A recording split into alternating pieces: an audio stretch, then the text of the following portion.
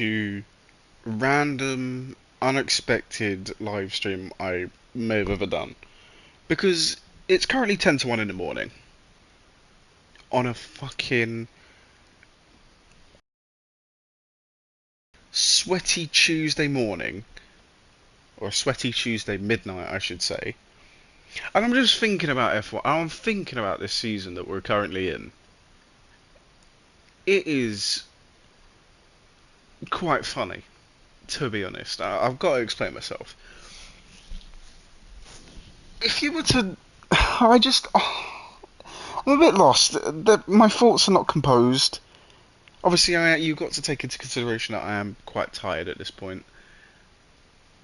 But there are just things I need to get off my chest, I think, and I want to. I just want to talk about F1 because really, I haven't really been able to talk with some friends about it because someone hasn't been there, and the other one. I mean, I can't really expect the other one to be carrying the weight of the team. So this is just me talking myself into oblivion until I tire far too much and decide to take myself to bed. Will I even keep this up live, or will I edit bits down and put it in a TikTok or a YouTube post? I have no idea. Is this a new thing? Am I just going to do a solo podcast where I talk to myself? Because I have a habit for talking to myself and then just going off in tangents. I do it in my head a lot, but this is not the point. F1 2024. The season. I'm currently sat on the game because I don't have a podcast set up. I don't have like a proper microphone for a podcast setup. I don't have a handheld or crane arm held microphone or a sophisticated camera to record my face on. I'd probably have to get my iPhone and do it like that. But then I'd have nothing to read off of because I've got. Have I written any prompts? Because I did make a. No, all of the stuff I've written down in my notes for F1 is all like video concepts, hitches, or that's the abbreviation, how it could have ended, like season, for like F1 seasons and stuff. But I've written no notes for this season, and there's a lot going on this season, but at the same time, it's not for the right reasons, I don't think. Like, Formula One this July has absolutely slapped. All four races were thoroughly enjoyable, and that would be hard to believe considering that March and April started off abysmally. Is that a word? Abysmal is a word. Abysmally. I'm not sure if that's actually a word, but the first handful of races were shocking, and like, I'm someone who appreciates like a pretty, even if it is a procession, if it's a strategical race, or if there's still a bit of intrigue, or like, will this happen? Will this happen? Like, I can still enjoy those, but Bahrain, arguably one of the most forgettable races of the season. Jeddah, I think the only things I can really remember about that race is the fact that Max Verstappen won and Oliver Behrman made his rather impressive debut. I mean, even the races in the early part of the season that were considered by people to be, oh, that was really good, it was only because Max didn't win the races. Look, just because if Max wins a race, it doesn't automatically mean it's a bad race. There are numerous races where he can win and the race be still thoroughly enjoyable. Canada, for example, back in, what was it, early June? I think it was early June. It was a thoroughly enjoyable race. I mean, you had the whole Russell versus Norris versus being on dry tyres on a wet track. You had Carlos Sainz spinning on the grass and then completely wiping out, I think it was Albon. Or it might have been Logan Sargent. No, in his luck it was probably Sargent, but I don't know why I thought it was Albon. It could be Albon. The point is he wiped out a Williams at turn 7. It was definitely turn 7. It's the second chicane on the track. It's definitely turn 7.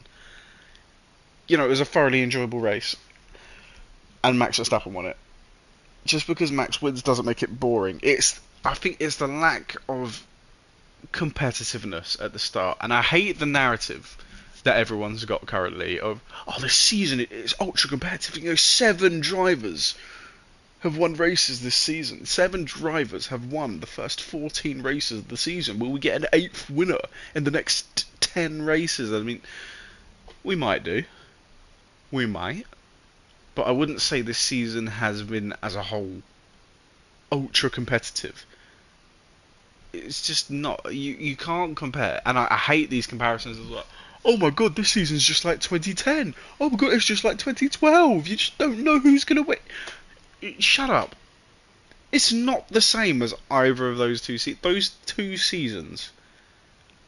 2 of the best seasons of all time. 2012 being, in my opinion, because it's my personal favourite season of all time. I think it's the best. So it's not objective when I say like, but 2012 is better than most seasons of Formula One ever. Don't compare this season. Don't let this season fool you into thinking that it's one of the best seasons of all time because loads of people won races. It's not. And if you look at the races, let me get them up. Let me actually get up all. In fairness, I can remember them anyway, but I'm gonna get them up. The races that Max Verstappen hasn't won, because realistically, going into the season, the expectation was, whether he wins all the races or not, is that Max Verstappen is going to pretty much dominate the season and win the World Championship. And for the first 8 or 9 races, miles clear, not a title threat in sight. But over the last 5 races, it's been this little bit of a thing where, like, oh, Norris might be able to catch Verstappen now that he's got a superior car, and Red Bull haven't got their act together. Max has not got that ultra dominant car under his hands anymore, or by his feet, or whatever the fuck you want to say. He hasn't got it underneath him. He hasn't got the machine to fuck off up the road and never to be seen again until the checkered flag, when everyone is like 50 seconds behind or a lap down.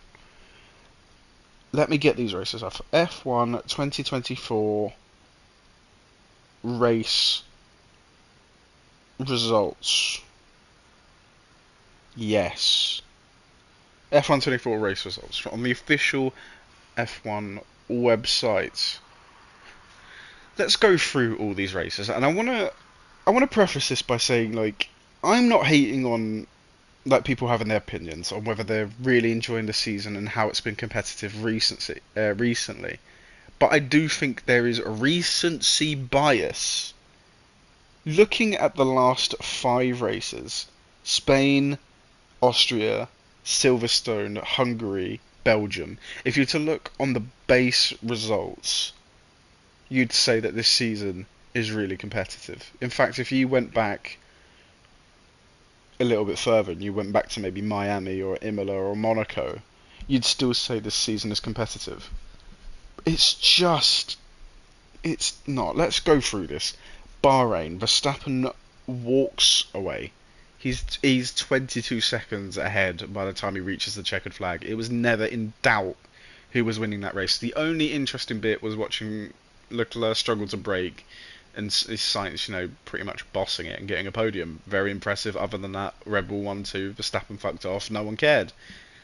I think people were actually more interested in stuff that was going on in the Red Bull camp concerning a certain individual who has been cleared of any wrongdoing.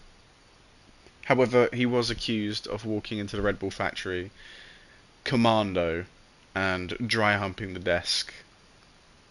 That's not what he was accused of, but you know what I'm talking about. You got Jeddah. Apart from Oliver Behrman's performance and Stroll putting in the wall and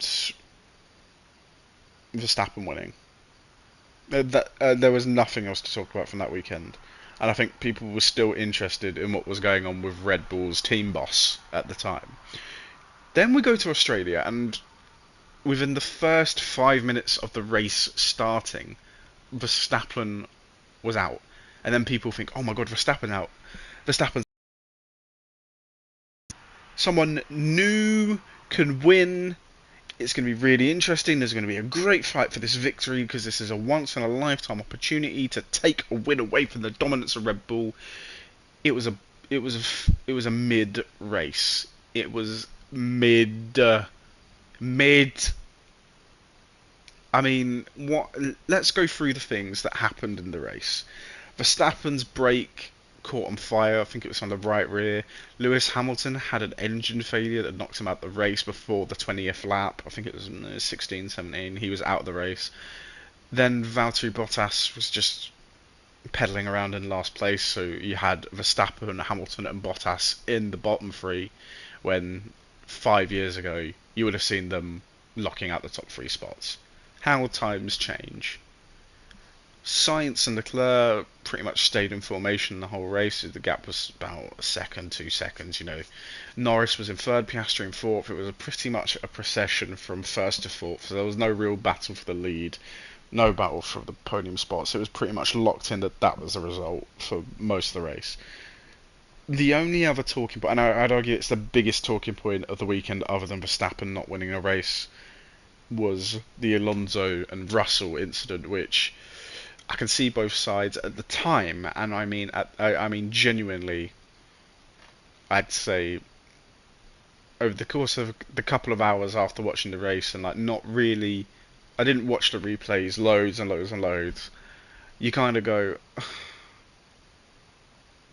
I mean, I remember initially thinking that Russell had just completely bottled it, but watching Alonso moving erratically in the braking zone, like, I mean, braking that early, then accelerating, then braking again, and then all that sort of stuff. It is like, and people use Brazil as an example of when he's done it before, and like it was perfectly fine, and it's just a skill issue. Russell bottled it, and I mean, you could argue that, or you could go,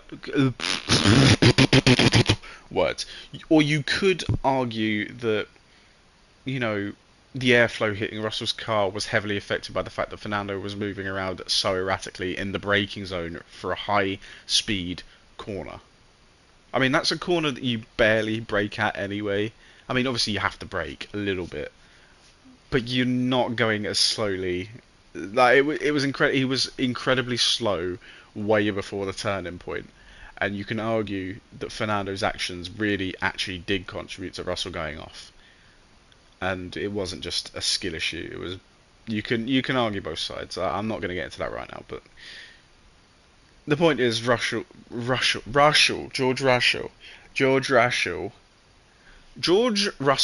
He had a big fuck off crash on the last lap of the race, and it makes it two consecutive races where George Russell has crashed on the very last lap, where Carlos Sainz has won. And I mean, in all three races where Carlos Sainz has won the race, George Russell has had a big crash. Obviously, it was the first lap in Silverstone 2022 where he was sent spinning, and he flipped Zhou Guanyu over onto his halo. But the point is, there's no real point. But that race was mid. So far, 3 races done, and all 3 races have been below par in terms of their quality. And we'll get onto the quality of races in a minute, because people's definition of what is a good race genuinely does it confuses me for certain individuals. It really does frustrate me on what people consider a good race. Then we got Japan. Pretty. It was boring. I can't lie. It was not great, and I mean, last year's Japanese Grand Prix wasn't really that good either. 2022 was interesting because of the rain. It was very chaotic. I mean, Japan, it has a hard time of producing absolutely outstanding races, but it's not impossible. But I wouldn't say that Japan was competitive or enjoyable to watch. It was quite a bore, to be honest. China, I thought was going to be interesting, and the sprint was. It offered up there was a shake up at the grid because obviously they qualified in the wet. So Norris started on pole, Hamilton started second. Norris like just completely ran himself off the road at the start. Hamilton took the lead. He got past Verstappen, and Verstappen won. There was a nice little fight for was it third or fourth with Alonso, Sainz, Leclerc, Perez, all that lot. They all had a little bit of a scrap. Alonso, I think he got a penalty, and same old, same old, same old. But the race itself was a bit meh. But the sprint offered promise. Then we go to Miami, and it's where the season kind of changes. And at this point, when Norris's McLaren gets fat upgrades. Piastri gets semi-fat upgrades. He doesn't get all of them. He gets some of them. And Piastri, no, and Norris gets all of them. That's when things really shifted in terms of performance because that McLaren was then really on par with the Red Bull. In fact, I'd argue that's the race where it went from being Red Bull having the best car to McLaren. But for argument's sake, we'll say that Red Bull had the best car because I can't be asked to be ripped up by Norris fangirls right now. They might be the worst fan base of anyone. I hate Team LH and how toxic they are. I hate how Verstappen's fans are also batshit crazy. There are Leclerc fanboys that are absolutely nuts. There are Perez defenders who just will always die on this hill of him being amazing, and he is, but he is underperforming, and people won't accept that. But Norris fans, some of the worst I've ever had to deal with. Hold on a second.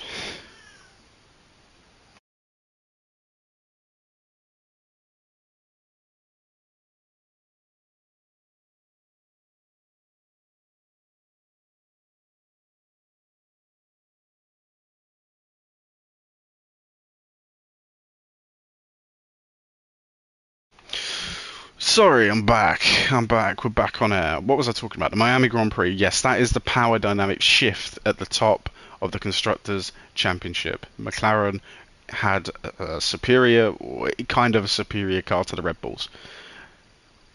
Uh, this is Miami was the first. I'd argue in the entire race weekend, it was the first one that was actually decent, and I can't believe I'm saying that about Miami when Miami is. I mean, it is one of the worst tracks on the calendar. It is an abysmal track. It's terrible, and I won't have it be defended. I won't. It's not defendable. It's terrible. But the entire weekend, from sprint qualifying to the end of the race, it was interesting. The sprint was cool. The race was decent. Max didn't completely run away with it. Piastri was keeping tabs, keeping the gap at about 2-3 seconds. Then the safety car came out, and it kind of it. And people aren't going to like me for saying this. I know they're not. But Norris was gifted the win because of the safety car, and I hate. This is the thing. There's always this sort of shoulda, woulda, coulda about whether drivers like deserving wins and all that sort of stuff.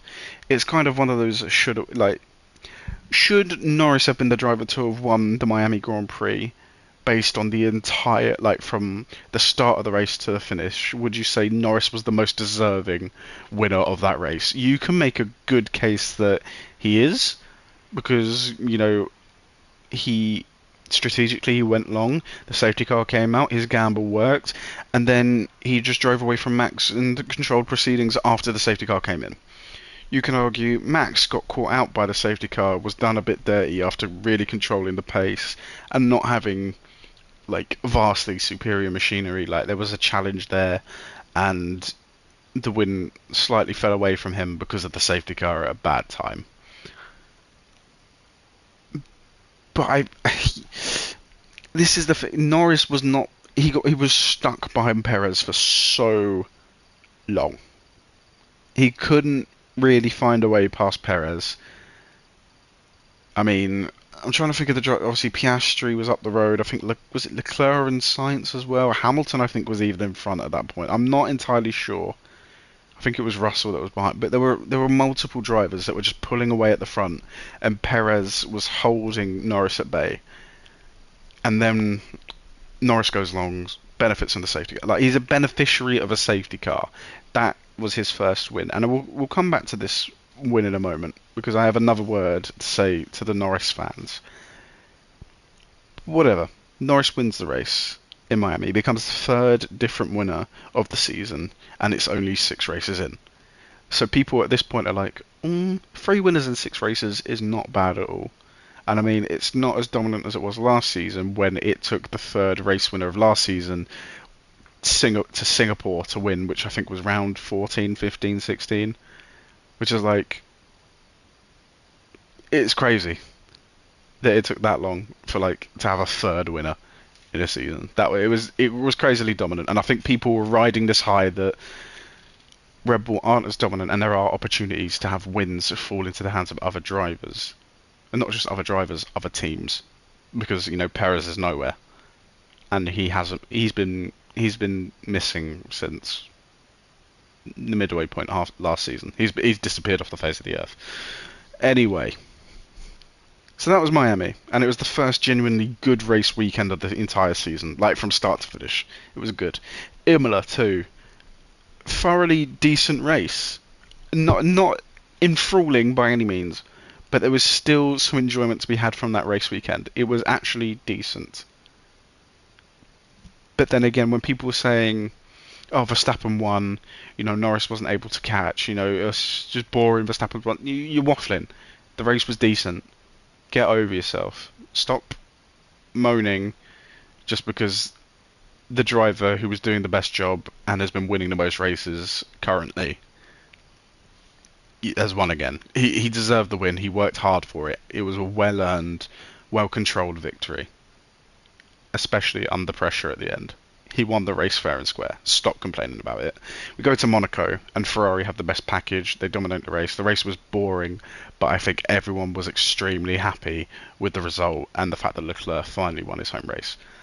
That's why I enjoyed Monaco. And also, I think George and Max also drove very good races. I think George made some mediums go extremely long. Very good, very impressive drive. I'd argue the top. I'd argue from first all the way down to 7th or 8th did a very impressive job. In fact, I actually saw. I think the top 10 or 11 did not change position, like from start to finish. Or like, and they might have done in the pit stops, but I'm pretty sure like the top, like at least half the field finished exactly where they started, which is crazy. And I think that shows that it was a bit of a ball for, and it was. But I think we were all sat up eagerly watching to see whether Piastri could do anything, whether Norris was going to get science, or whether or whether or not Leclerc was going to win his home Grand Prix, or if something was going to go wrong.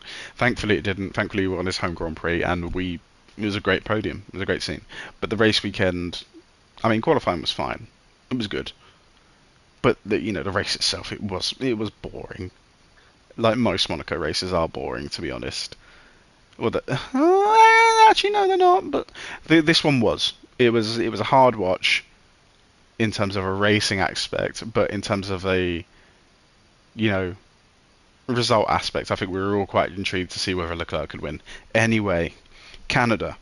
I think Canada very quickly became the best race of the season because, I mean, even though Miami was a decent race weekend, the race itself was it took its time to like get interesting. I think the best race, quote unquote race of the season had been the Miami Sprint. The Miami Sprint cooked, but Canada very quickly took that trophy away and instantly became the best race of the season. There's a free car fight for the win between Norris in the McLaren, which at this point, and I think we have to specify, easily from Canada onwards, McLaren have had the best car. I want you guys to bear this in mind. For anyone that sees this, for all like 2 people that watch this or hear me say these things, even if I might not even upload this, I might not edit this, I might not do anything, but to all 2 people that may or may not be watching, from Canada onwards this season, it's important to remember that McLaren have had the best package every single weekend. That they've got the best car, even if Red Bull look quick, or like for example Mercedes, they look very quick in Canada, and they did a very good job. McLaren have had the best car in Silverstone. the conditions suited the Mercedes at periods and made their car effective so their drivers could capitalise on it. But McLaren's, they've got the best car. Spa, McLaren didn't win the race. Mercedes provisionally had a 1-2, but then it wasn't a 1-2 anymore. They've got the best car. Since Canada, I don't think it can be argued that McLaren have got the best car. Maybe in Miami you argue it, and in Monaco, it suits the Ferrari better, so the Ferrari's going to work around there, so McLaren isn't the best car that weekend. But overall, from Canada, you can pretty much categorically say that McLaren is the best car. If you're going to win races, you're likely to win it in a McLaren, because it is the best car. That can't be argued, in my opinion. Do you remember, it's just an opinion. But also, I think most people should agree with that, and if not, then I'd love to hear your opinions. But it was very good, Canada, and Max Verstappen won the race. In all honesty, I think, did he deserve to win that race? Yeah, I'd say so. And I remember I did a race watch along with a friend, and we were very interested in how the race was like it was playing out from the start, because Russell was starting to pull away a little bit. Max was following. It was interesting. Max started closing up to Russell in the bit where it was transitioning back to the dry, but it wasn't fully dry yet, so they weren't going onto the slicks. But the inters were so worn, and the Red Bull was working better with the tyres and all that sort of stuff, and Russell was just falling into the hands of Verstappen and Norris and whatnot. And as soon as Verstappen took the lead and he sort of checked out, he was kind of like, "Oh, this race is over. Like, I'm bored." Like, blah blah blah blah. And then, like, Canada was a really good race, and I would watch it again. It was not the best race it's the best race of the season at this point in the list of races. It was the best race at the time. It's not the best race anymore. Not the best race at all. As I said, all the races in July have slapped. Was Austria in July? I think the race itself was in July, but I think the race weekend started in June. Technicalities. Anyway, just because, and I say it before I say it again, just because Max Verstappen won the race, and he's won so many races over the last 2 years, it doesn't mean that the race was necessarily boring. It was not. Canada was a great, enjoyable race to watch. Strategy, a nice little bit of rain. Rain didn't overstay its welcome. It was an interesting race. And even when we transitioned to the dry period, still pretty good. We had a little Mercedes battle. George Russell, beautiful move into the chicane. Alex Albon was cooking with that double overtake into the chicane, going around the outside of one driver and then going up the inside. Oh, it was sauce. Sex on a stick. But then you look at that and you think, Lando Norris had the win. I think Lando Norris put himself in a better position to win the race than George Russell could have done. George drove a very, very good race, but I don't think he would have been able to hold off Norris or Verstappen. Norris put himself in prime position to win the race, and we all remember he made a mistake. He lit the car up at turn 2. Verstappen went on by, blah blah blah blah blah blah blah blah blah. Verstappen won the race. Lando seemingly bottling another win. And I can't lie, that's exactly what he did. He should have won that race. From the point he went long, he put himself in a position where he'd come out in front and have the gap. He would have won that race. He threw it away. It was a little way. Hear more. People blame McLaren. There's been a lot of blaming of like the team in McLaren and how inexperienced they are, which is true. And I'm sure we'll get to that in a minute. But Lando Norris is also just as culpable for points and victories slipping away as the team are.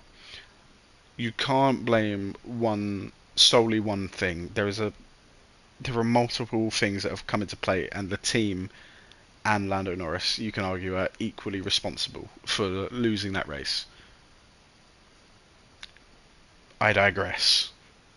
Canada, good race, and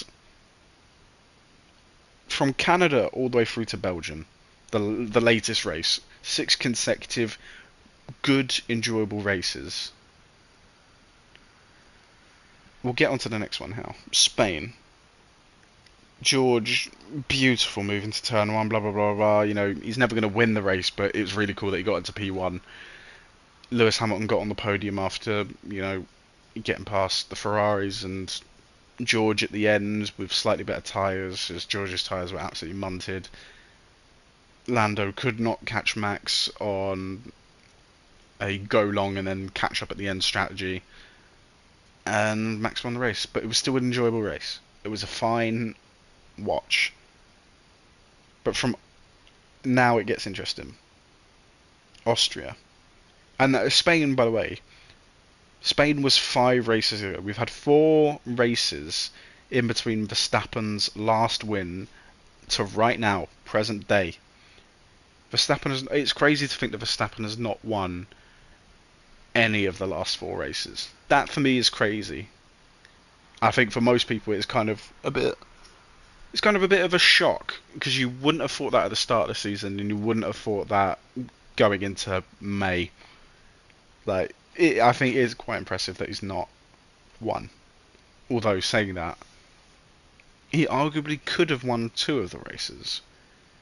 Austria being one of them, which is after Spain, obviously. I think it's the second race of a triple header. It wasn't the end of the triple header, was it? No, Silverstone was the end of the triple header, no? Silverstone was the end of the triple header, I think. Yes, it was. Austria was the second race of a triple header from Spain to Silverstone. I'm waffling a lot. You're going to have to bear with me. Austria was the second race. It had a sprint. It was the 3rd sprint race of the season. It's currently the last sprint race we've had so far. I need a sip of water. Hold on one sec.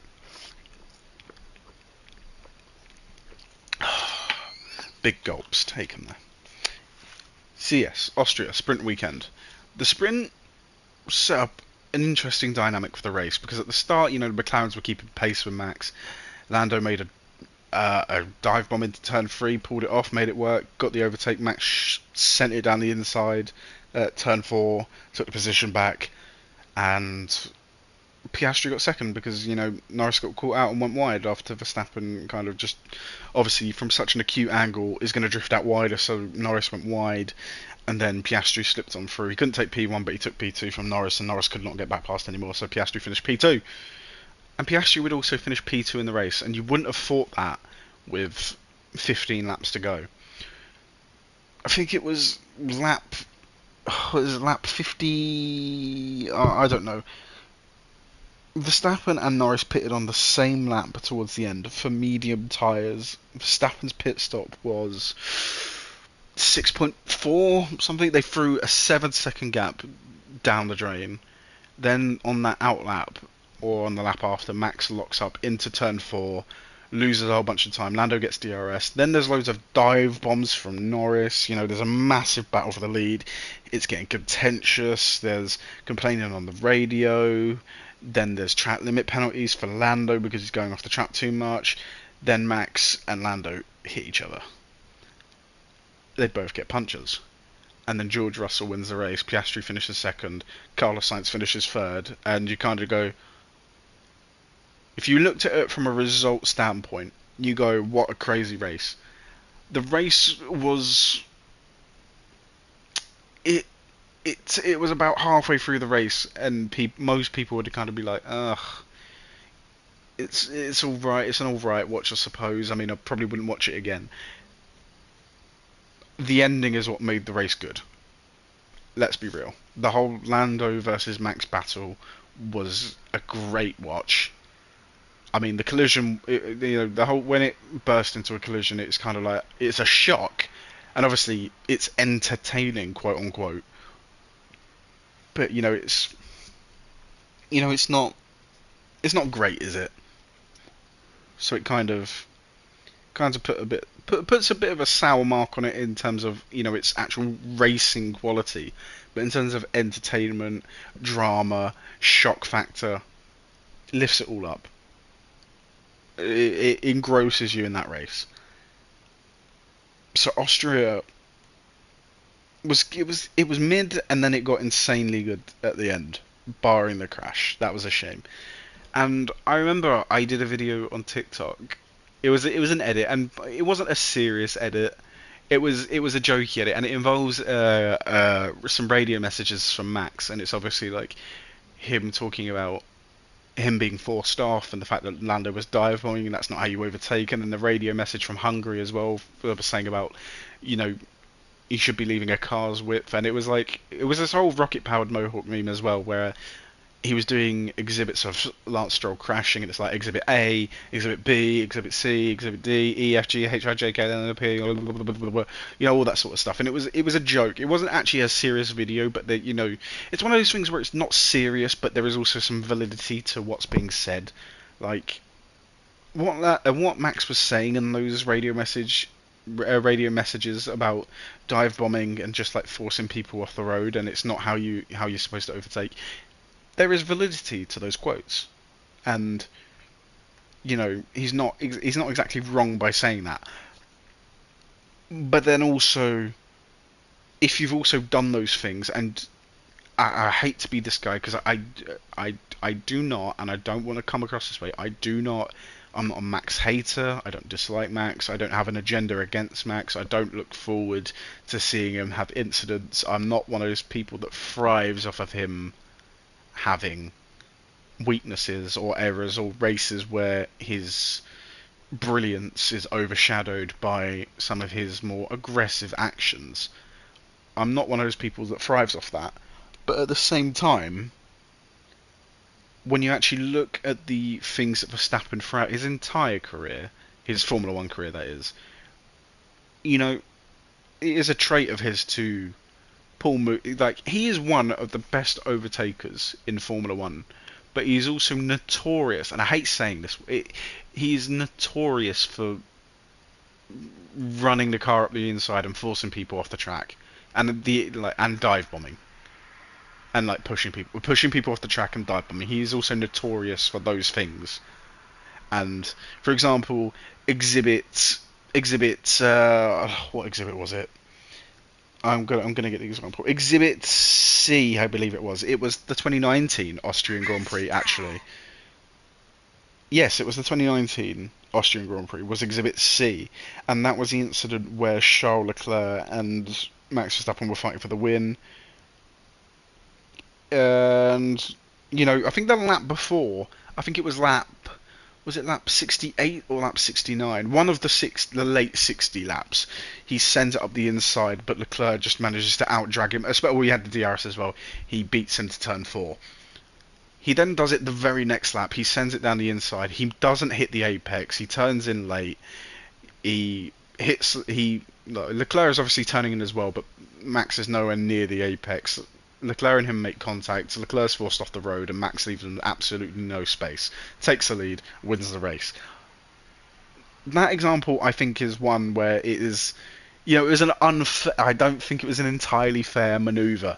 I think I would be one of those people arguing that Max should have been told to give the position back, and if he failed to give the position back, he'd get a penalty for it. Obviously, the stewards didn't tell him to do that, so it's fair game. But I think, in my opinion, if I were in a position of like, what do we do about this situation? I'd be saying, look, you forced him off the track. You haven't made the corner properly. You failed to hit the apex, and although you are side by side, you have forced the driver off the track in order to gain track position. I'd be asking for him to give it back, and then, if Max got Leclerc again after giving the position back, you kind of go, well, yeah, fair game. He deserved that win. Back. Yeah, had I told him, had I been in a position to like tell Red Bull and tell Max to give the position back, had Max not given the position back, he then would have got a penalty, meaning Leclerc would have won that race. I think it's one of those circumstances where I think it was unfair. And then there was another exhibit as well. Let's have a look. What exhibits was it? So we've spoken about Exhibit C from my video. Exhibit E is Exhibit E. Exhibit E, what was that? That was forcing Kimi Raikkonen off the road in Spa 2016. Raikkonen's making a move around the outside. They're side by side. He's entitled to racing room. Max literally does not even give him half a car sweep. He quite literally he goes to the other side of the track, forces Kimi off the road. it's unsportsmanlike. Obviously, if you don't get penalties for these things, the stewards have clearly deemed it somewhat acceptable. But I am personally under the impression that those things, if they're still legal and you're allowed to do those things, then it is I personally consider it unsportsmanlike. It's one of those things like in badminton, for example, you can hit a ball, a shuttlecock, and it may hit your opponent, and it is considered unsportsmanlike, but you are not going to be penalised for that. You can get away with hitting the shuttlecock directly into a person, so much so that obviously if it hits their body, they can't exactly respond by returning the hit. If it hits their body, it's unsportsmanlike, but it's not an illegal move. That's how I have to see these situations when they're not penalised.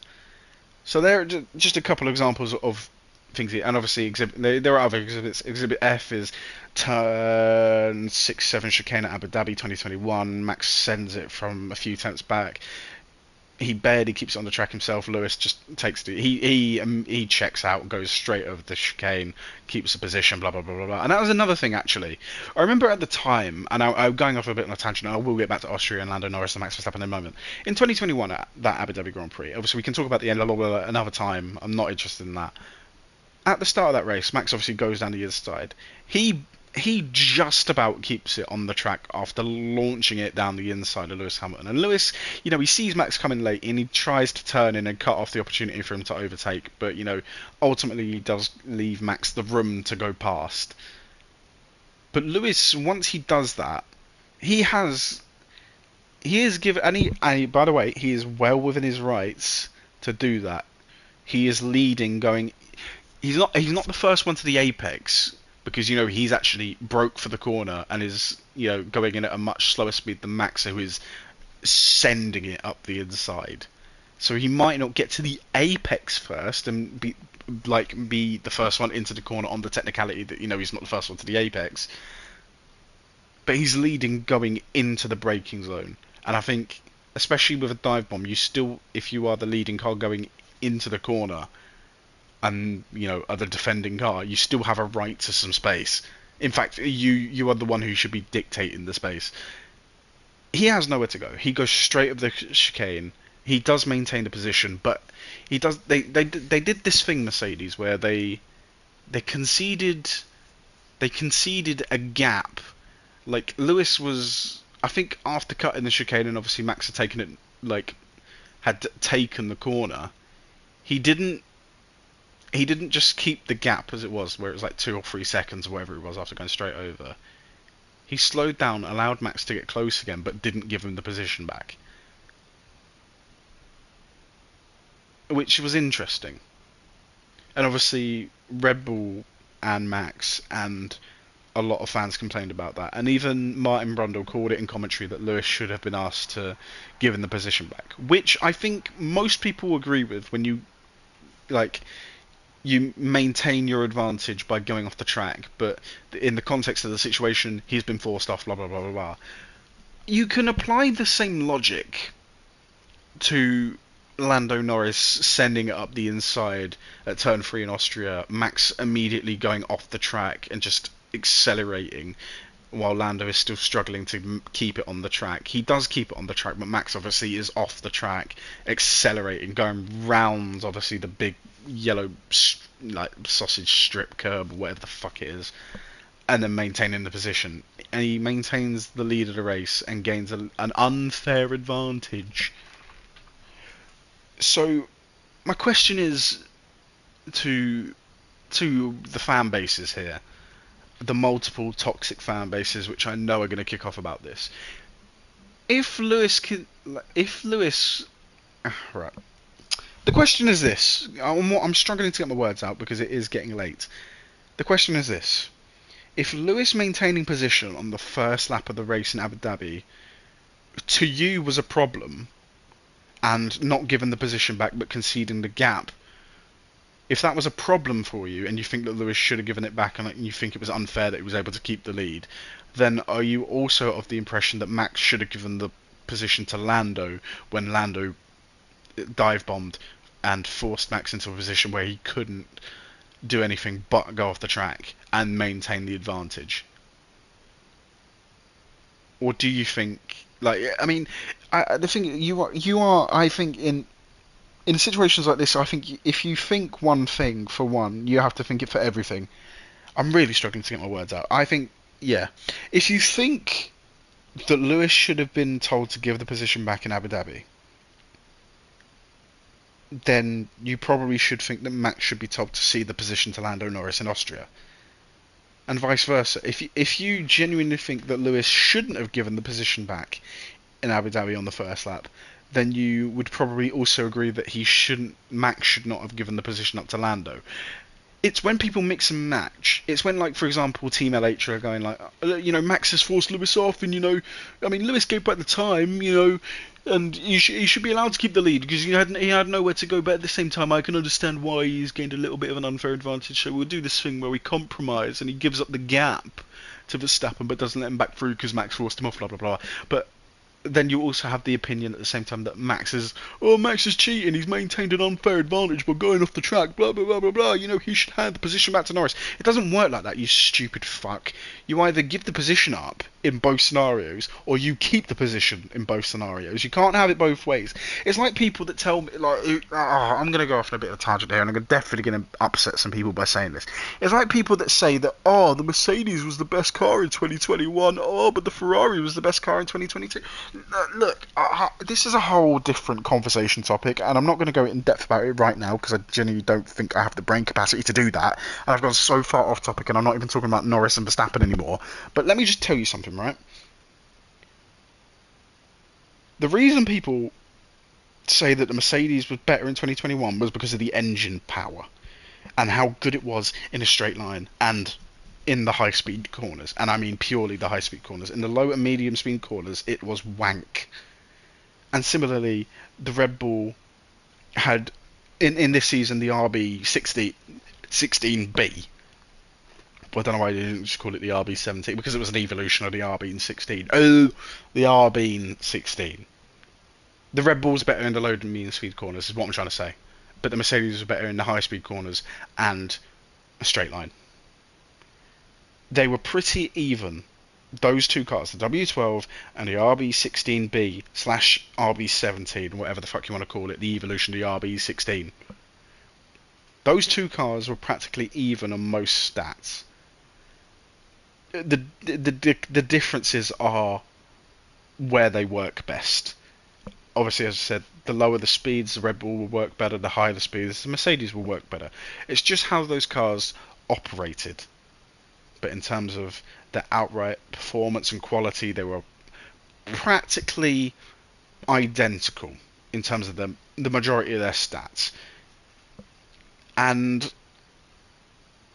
it's people that say, the Mercedes was so much better, it was clearly quicker, he won Lewis Hamilton won 3 of the first 4 races. Look, he wasn't, I don't understand how you can win the first 3, I don't understand how you can go into a season, the first race of the season, I don't know how Red Bull and Verstappen can go in as the favourites, not only for the race win, but for the title, if their car is not at least on par with the Mercedes.